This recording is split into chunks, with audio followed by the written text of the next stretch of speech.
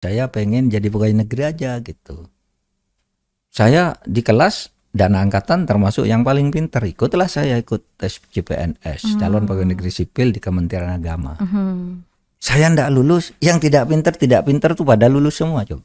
Wah. Saya yang pintar di kelas tuh ndak lulus. Waduh, saya Bapak bilang, bingung gak sih Pak waktu itu? iya terpukul ya, tapi ya. Kemudian ya karena waktu itu ndak lulus ya sudah saya cari sekolah ke perguruan tinggi. Gimana cara cari beasiswa? Jadi saya selama sekolah tuh dapat beasiswa dari Super Semar dapat. Kemudian dari kampus dapat karena nilainya bagus terus, lalu dari yayasan pemerintahan daerah dapat. Nah itulah saya hidup. Nah sesudah itu ya saya jadi ya seperti sekarang lah, melewati semua jabatan penting. Sementara teman saya yang dulu ikut tes bersama lulus tuh sekarang udah pada pensiun. Iya. Sudah pensiun, hanya misalnya kepala urusan agama, kepala apa di desa-desa itu. Saya coba sampai kemana-mana. Itulah kalau Tuhan itu mau memberi. Sama ketika tahun 2004, saya ingin jadi menteri lagi. Sebelum itu saya 2001 kan jadi menteri itu bersama Gus Dur. Yeah. Begitu Pak SBY terpilih saya enggak jadi menteri. Tapi enggak. Tidak lama sudah itu saya jadi ketua MK. Ketua MK itu lebih tinggi dari menteri. Nah, sehingga saya berpikir gini loh. Mungkin Tuhan waktu itu ngatakan, "Fut, kamu enggak cocok jadi menteri. Kamu dapat yang lain lah yang lebih tinggi." Enggak lama sudah itu saya jadi ketua MK. Betul Pak. Jadi kegagalan itu jangan disesali. Sama dengan kalau gitu ya saya kemarin 2019 tuh mau jadi wakil presiden. Ya Pak. Tapi akhirnya enggak jadi. Enggak jadi. Apa? Lalu saya pikir apa ya?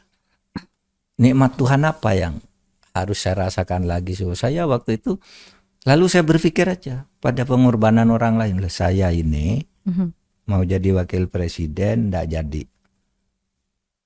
Apakah saya harus sedih? Apa harus marah? Enggak. Kenapa?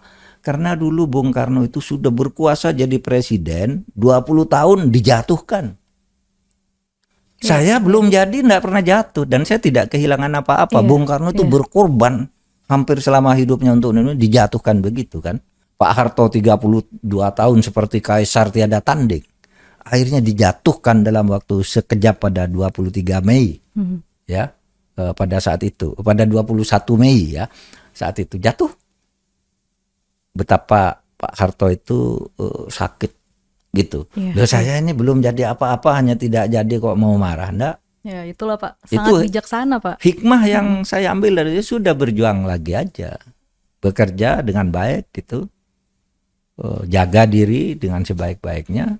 Ya akhirnya teruslah perjalanan hidup mengalir. Iya, jadi memandang sebuah kegagalan itu bukan akhir dari segalanya ya Pak. Tapi karena satu pintu tertutup tuh siapa tahu yang kebuka justru pintu yang lebih besar gitu ya Pak, dari cerita Bapak tuh. Dan itu saya alami betul. Salut Pak.